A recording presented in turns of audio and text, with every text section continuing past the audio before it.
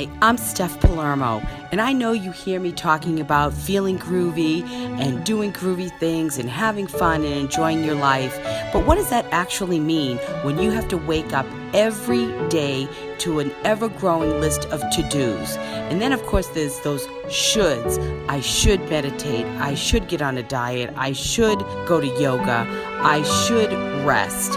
I should do all these things to feel good. I should travel. Well, I'm offering you a chance to actually feel and embody what groovy is, what feeling amazing is. Join me in Terracini, Sicily. You will not regret it. We are going to have an amazing time, and you will actually feel what living really is, what knowing your purpose is. And you'll be able to take that back, not in a list of to-dos, but in how you feel. So I'll see you there in Terracini, Sicily. Don't miss it. This is the Just Steph Show, and I'm your host, Steph. This is the Just Steph Show, and I'm your host, Steph Palermo, your Italian Boston girl who's an empath, healer, and all-around seeker of wisdom. Tune in weekly for advice on how to live your best life at work, home, or play so you can feel groovy every day. Hey, I'm back. I know. Are you guys getting sick of me or what? I'm all day on here. I love it, but nothing else is getting done, right? I love this though. Okay, so I am Steph Palermo. I am your Sicilian Scorpion girl who takes you by the hand and shows you how to enjoy life. And I am part of an amazing team of intuitives and healers who will be bringing you the Divine Self Summit, June 21st through 25th. This is a lineup of 20 experts coming to you with all kinds of wisdom and information to get you on your soul's path towards the best version of yourself. This is a week long of amazing events to help you get aligned with your higher self, your purpose, and really start to enjoy the life that was meant for you. So, I want to just show you quickly the landing page, the website for this. I have the link, and I'll put that up for you. But I want to just show you. Let's see. I want to show you this right here. I'm going to share this with you. So this is what we're doing. It's the Divine Self Summit, and I'm going to just get on here. And so let's see if we can get this bigger. You can see what we're doing.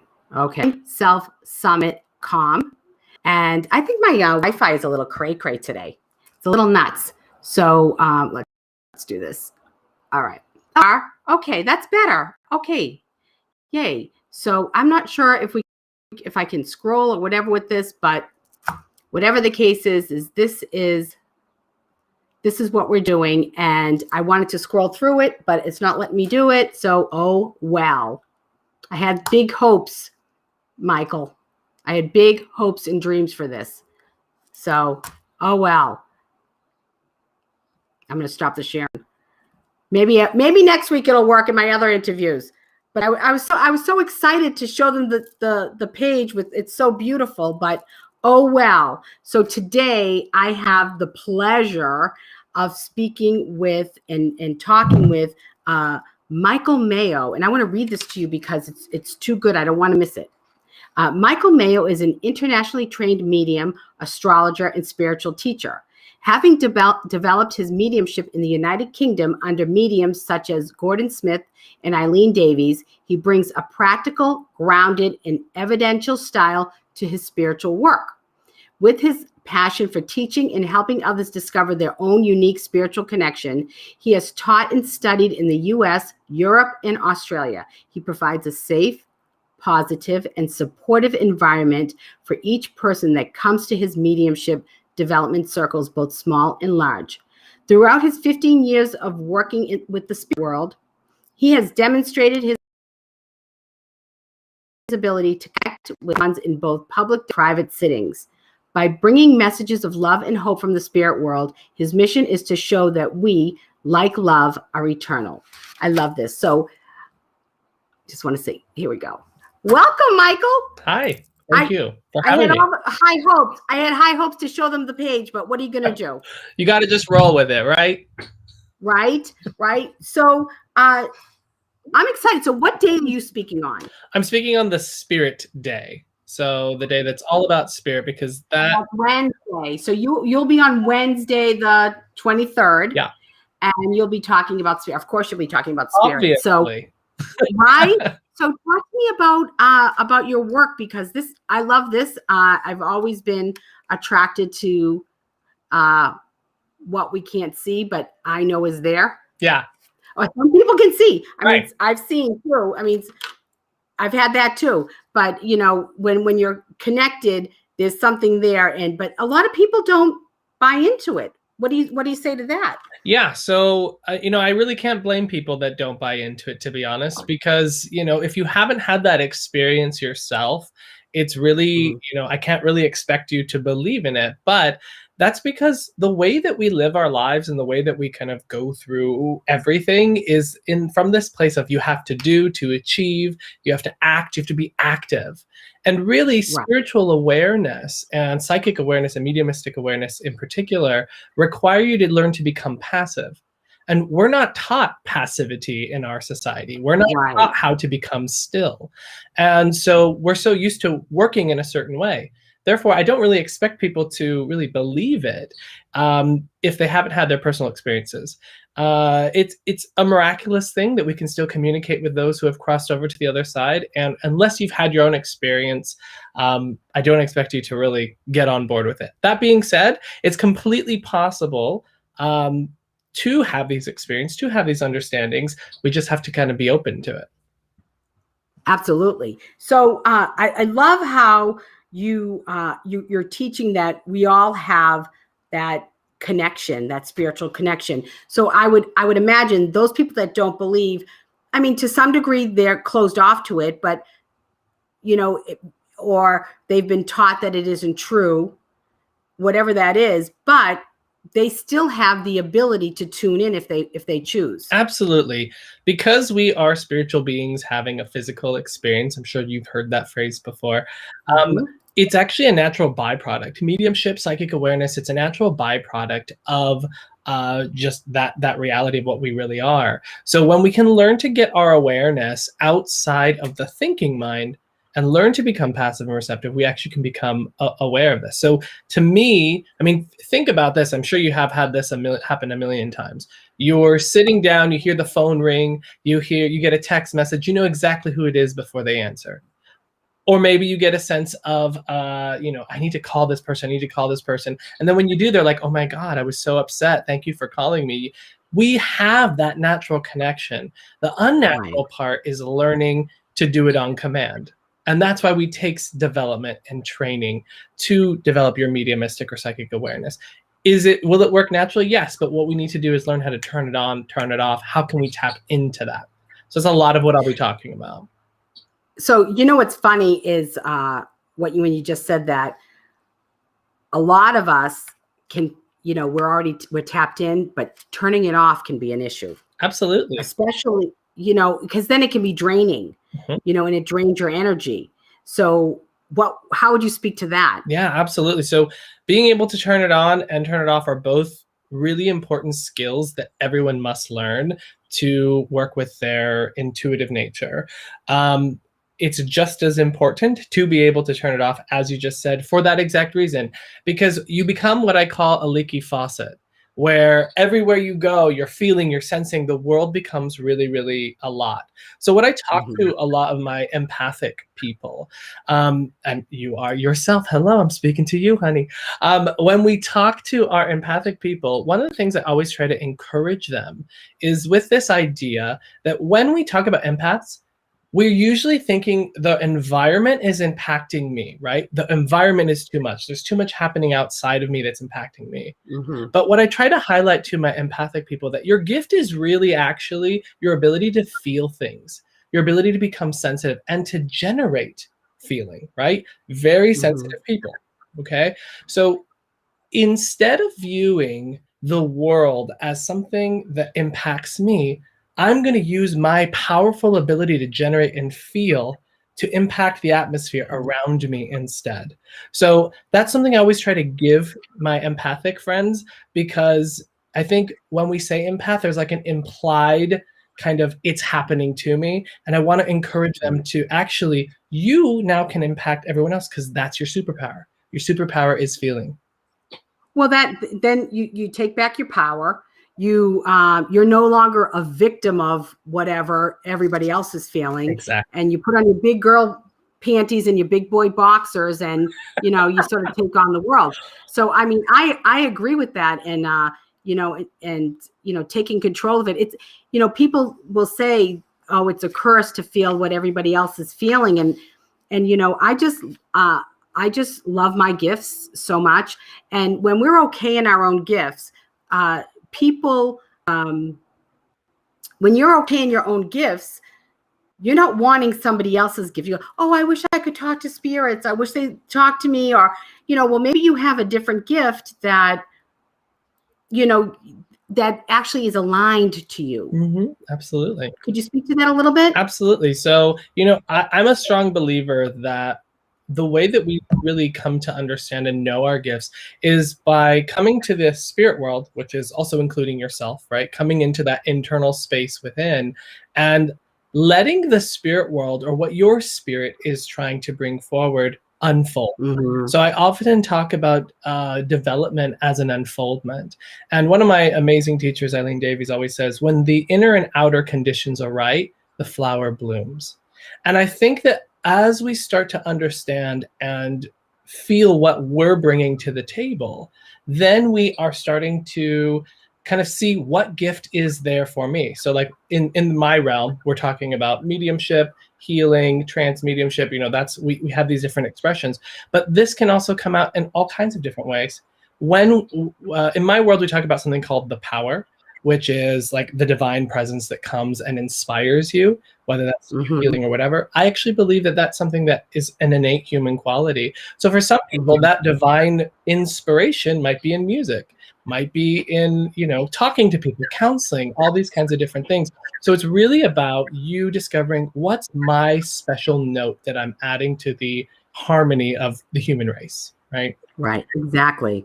And people don't realize that without that note, it's off key. We're off key. Absolutely. So we need people to tune in and to figure out what their gifts are. Exactly. So what's the difference between mediumship and trans mediumship? Yeah. So mediumship, so they're both considered mental mediumship because it passes through the mind of the medium, but one is just a lot more surrendered than the other. So if I were going to give you a message, I would start to move my awareness into this sort of passive state, but I'm still staying quite active so that I can communicate it to you, right?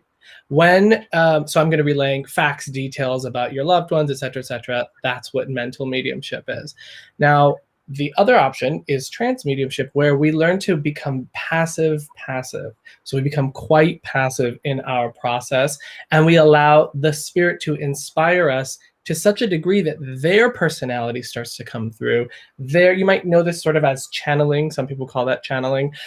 So either the loved one or a spirit guide or something like that starts to come through and is able to kind of speak more directly with less of the medium's mind involved. That's interesting. Yeah, no, I like that because and meditation is like passive. It's passive. Your body is passive, but you're connected. So I like how you describe that. That's very interesting, because I know in my own work, sometimes I'm very active and sometimes I'm passive. I just go, okay. Yeah. So absolutely. And I think within mediumship or psychic awareness, it's always this sense of passivity. So I don't want you to think of passive as in I'm not doing anything. It's passive as in I'm becoming receptive. So rather than things being generated from me, it's actually just passing through me. And that's why we're called mediums, right? We're bringing through, we're letting something pass through. It's not about our opinion. It's not about what we want on the experience. It's not something that I'm using from my logic. I'm actually just letting this inspiration that comes through the clairs, clairvoyance, clairsentience, clairaudience, claircognizance, inspire me, and then I'm able to allow it to come through. So one thing I struggled early on with, and I probably still do to some degree, is not trusting myself and saying, okay, is this from the divine, or am I making this up in my head? Yeah. Is it from the other side? Am I making this up in my head? How would you help somebody discern what's what? Absolutely. So a couple of things. Number one, I think if anyone's interested in developing their mediumistic or psychic awareness, one should be in a development circle. Why? Because then you are with someone who understands and knows how to support you in that journey, right? Because they can see what's happening with you and they're able to identify, oh, this is you getting in your head. This is not you getting in your head. Also, the nice thing about being in a development circle, you're going to be working with other people. So what we really learn to do is get validation from our partner that says, yes, that was correct. No, that was incorrect. And through that process of getting both yeses and nos in your development phase, you are able to learn what a yes feels like versus what a no feels like. And then you start to differentiate and notice, okay, this is clearly what I feel like when it's coming from spirit. This is what it feels like when it's coming from my mind. And so you really start to learn through kind of trial and error. And then also cultivating that relationship with spirit and being able to discern, okay, there is a spirit presence right here. They are impressing me. I'm being inspired. So the biggest thing that I usually tell people is to kind of help them develop their mediumistic awareness is a process we call sitting in the power. So it's where we quiet our awareness, we open our energy out so that we're kind of sitting in our own energetic power, and then we learn to become still and passive. By cultivating this skill, we're learning how to just notice what's happening in my energy, notice what's happening to me, rather than feeling like we have to create it, we have to go get it, we have to try to make it happen. And then over time, that will carry over into your reading. So then you can just open your awareness and then everything starts to step into it. And your evidence, your information that you're bringing through is just the change from your normal state of awareness into having a presence now with you. Does that make sense? Yes. It's funny because as you were talking, I was just feeling my own, going, feeling the power. Well, yeah, because I mean, I was tuning in. Absolutely. So, it's kind of hard. I think the hardest thing for me is being wrong, like worrying about being wrong. Yeah. And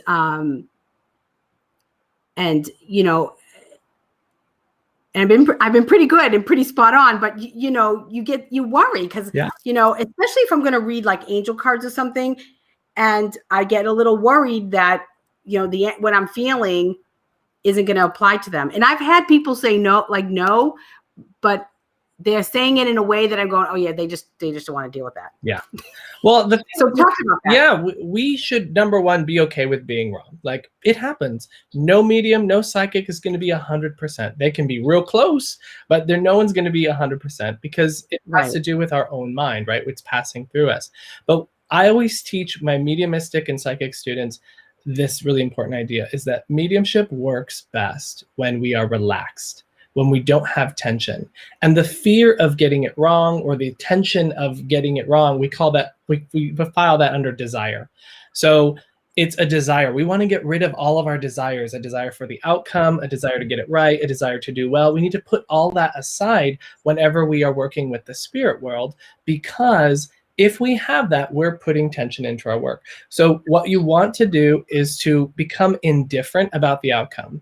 The more that you can be like, you know what, I'm just going to give what's coming to me. That's all that I can do. And if it's right, it's right. If it's wrong, it's wrong. It's fine. The more that you can cultivate that awareness, you'll actually find you end up becoming more accurate because now there isn't tension. So I want you to think of it this way. So when you are nice and relaxed, you have this like big open circle. Sorry, this is reverse, so I don't know which way I need to move. You have this big open circle. This is like the tube that the information is coming into you, right? Mm-hmm. As soon as you start to feel any tension, like, oh, am I going to get that right? Am I going to get this right? Can they take that? Oh, they made that weird face. It's now getting smaller and smaller. So what you need to do then is just relax back into it, and then it opens up again. So relaxing, surrender, allowing, that's how you get the information. So getting away from this feeling that I have to do something. It's not you doing it. You're handing it over. Let them pass through you. Right. Does that make sense? Right.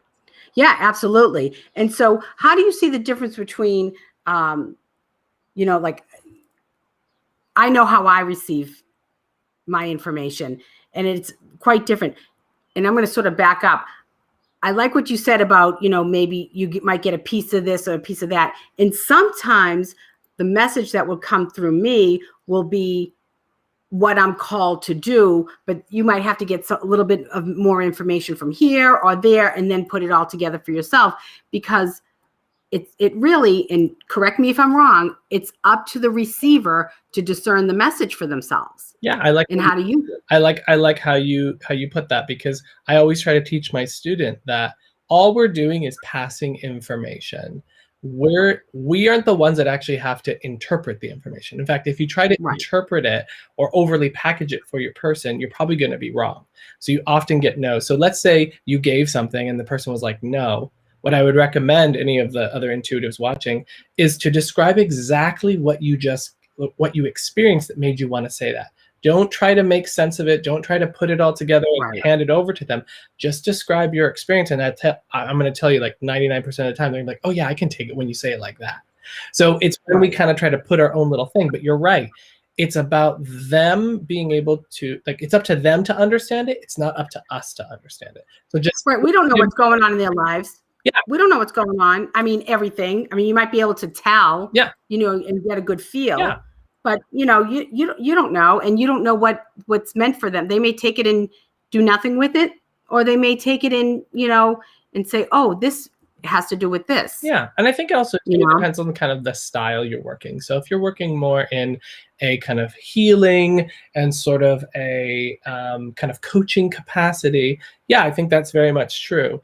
I think when you're working more in like the psychic mediumistic, it tends to be a little more black and white. It's like, it's either going to be correct information or it's not. So if I were to say, okay, Steph, I know that right now XYZ is happening in your life and that you're thinking about doing this move and you're thinking between Chicago and you're thinking between Miami, right? That's going to be correct or it's going to be incorrect, right?